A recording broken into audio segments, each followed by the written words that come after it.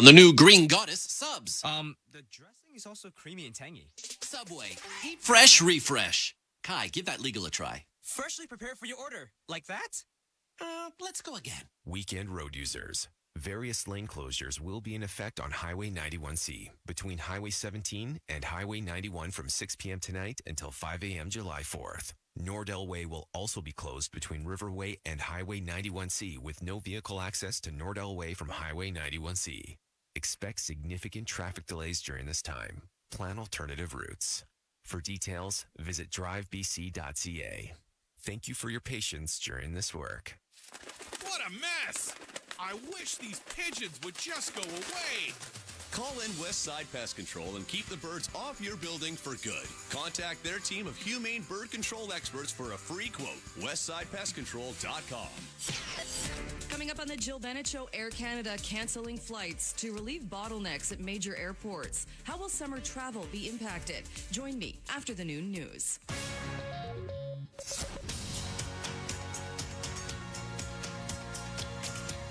Global News to 10. Good morning, I'm Gord McDonald. A warning from the union representing BC's emergency dispatch operators over a critical staff crunch this long weekend. Global's Daria Zargar has more. The union received an alert saying e-com operators may be forced to work overtime to meet minimum staffing requirements. Here's spokesperson Donald Grant. And we're terribly concerned about the levels that we are seeing. So what does this mean? Well, an average employee will be required to show up for an additional 12-hour shift on their day off. Our members are burnt out and stretched too thin.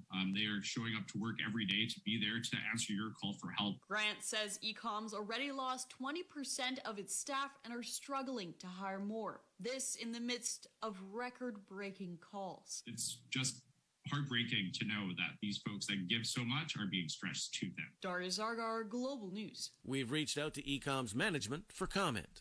The first long weekend of the summer is already bringing some long lineups at the ferry terminals. This morning, the Duke Point and Swartz Bay terminals full. Tawasin also seeing delays. My strategy, honestly, a lot of the time I'll just drive up and then hope for the best and try to just make it before the next sailing. But a lot of the time you're pushed back an hour or 2 hours. So How do they fill up that much? And even the Tawasin Ferry Terminal parking lot here, it's mostly empty now. But the next 3 sailings are supposedly full. The mad scramble started last night. BC Ferries facing staffing shortages. Check the BC Ferries website for more information before you hit the road. RCMP and the Integrated Homicide Investigation Team looking into another murder on the Lower Mainland, this time in Port Coquitlam.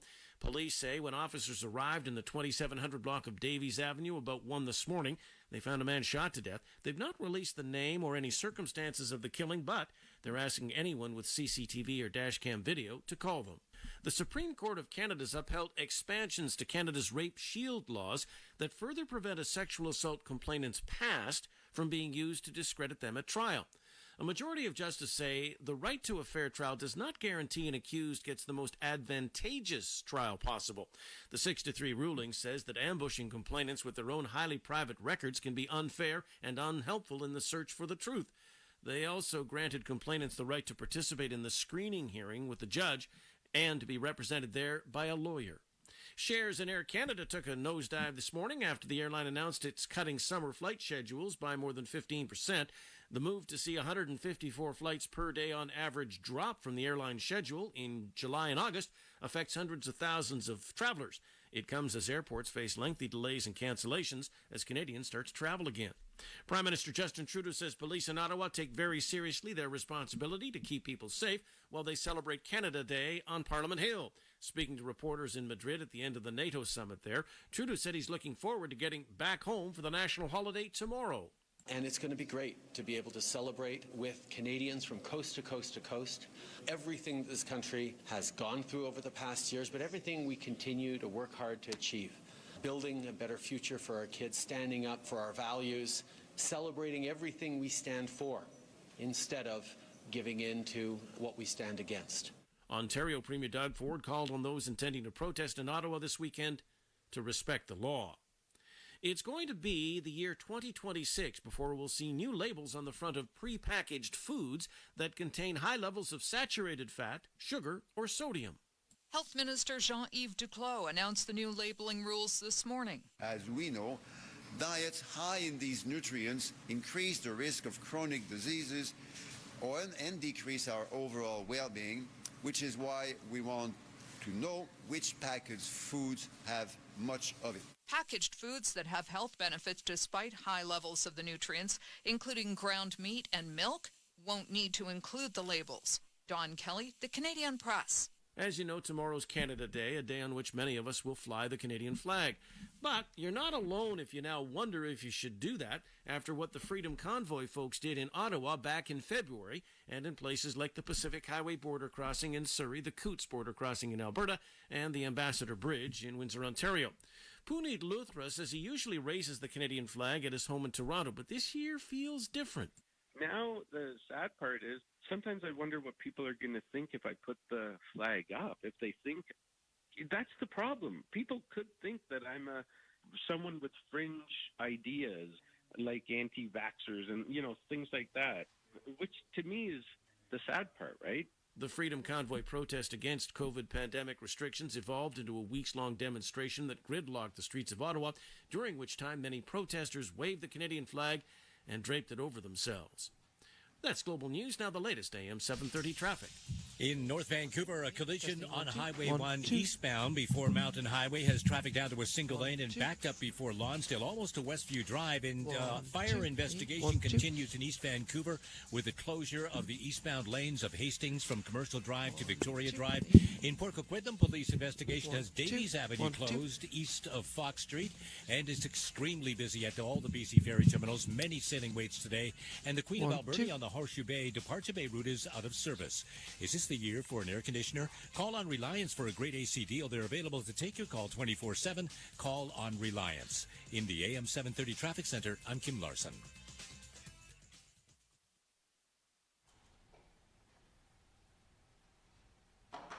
I'm Gord McDonald.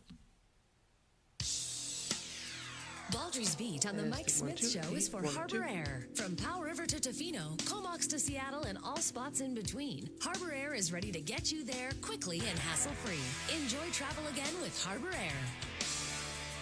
Jody Vance in for Mike Smith, and it is time for Baldry's Beat. Keith Baldry, Global BC's Legislative Bureau Chief, is here with me, of course. Hi, Keith. Morning, Jody.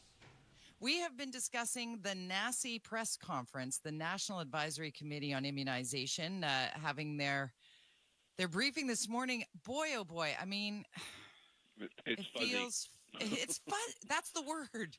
That is the word, Keith. It's fuzzy. Yeah, I mean, I'm looking at their statement again, and it's, individuals who are at increased risk of severe illness, regardless of number of booster doses, which includes people over the age of 65 and people over the age of 12 with underlying medical conditions, and First Nations, and people live in congregate living settings such as shelters, correctional facilities, are strong recommendation to get that extra booster dose. Or a fall dose. Well, it's not called an extra booster dose, a fall dose of vaccine. And then it says all other individuals aged 12 to 64 years of age may be offered a COVID booster dose in the fall of 2022, regardless of the number of doses they have previously received. Now, that's labeled as a discretionary recommendation. So you've got two different types of recommendations. And I heard you talking with Jason there. The strong recommendation is for people over the age of 65 in unique situations. Strong recommendation they be offered a fall vaccine. And then the discretionary advice that people aged 12 to 64 may be offered a booster dose in the fall of 2022. So still a lot of interpretation here exactly what the difference is between strong and discretionary. But it's all about the fall, and it's now up to public health, I suppose, to sort of work this out. We, as you pointed out with Jason Tetro, we do have, it's not a question of supply. We have vaccines. But one of the big issues with a fall, with another dose, and this may work to everyone's advantage, is there's still a lot of people out there who have not received a third dose because they've chosen not to. So you can't get a fourth dose until you get a third dose.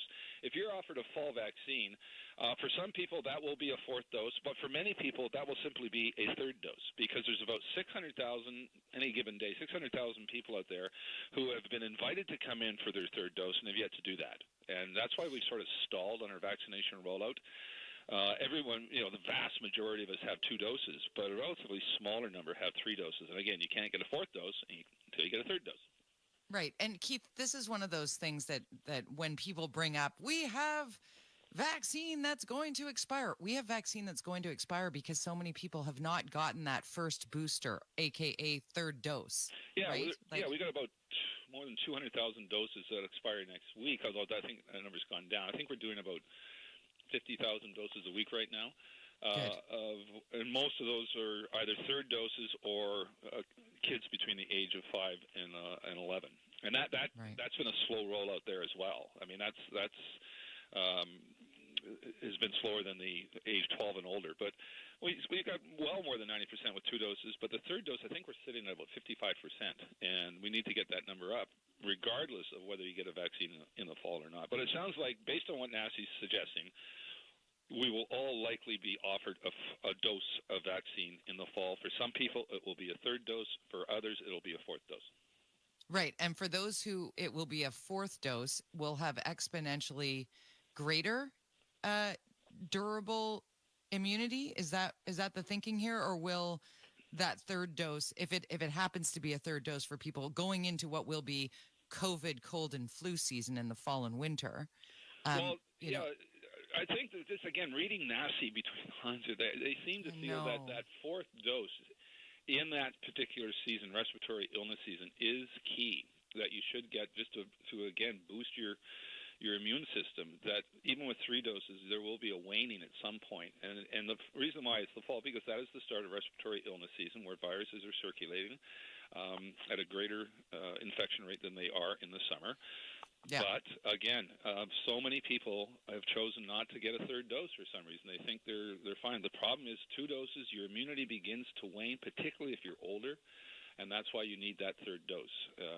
So if you're listening, and you've heard the commercials on CKNW, do I need a third dose? Get a third dose. Yes, you do. You do. Just get it. Yeah. Just get it. And the NACI document is fuzzy. And then when you try and do the federal sort of recommendations, directives, if you will, and then you parse it out to provinces, and every province is a little bit different. And certainly here in BC, we've done things rather differently.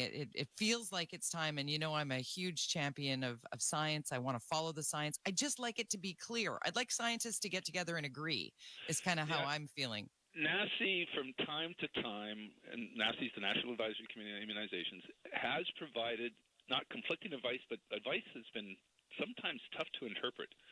And sometimes have conflicted with what public health feels the rules should be when it comes to this. So it's almost, I won't say conflicting science, but their language and interpretations sometimes are at odds with public health.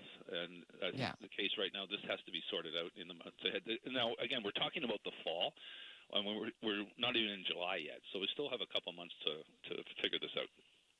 Sure, we do. And one of those things for me, and you and I are nerds on this, you in particular have been on this file since, day one and tirelessly reported on the facts behind it. For me, looking at NACI, I'm thinking, should NACI maybe not go to the public, but go to the scientists, and then the scientists or public health officials, and then they come together and tell the public, because it feels confusing, and people who don't engage to the degree that perhaps I do, or that you certainly do, feel exhausted by it. Let's move to topic number 2 here on our list, because it's an important one. I want to get to the Saanich shooting and how stunning this was. What did we learn at the press briefing yesterday? It happened during the Jazz Joe Hall show yesterday at 3:30. What did we learn? Well, just getting an update on the status of the officers who are injured. 3 are now at home, 3 are in hospital. One's in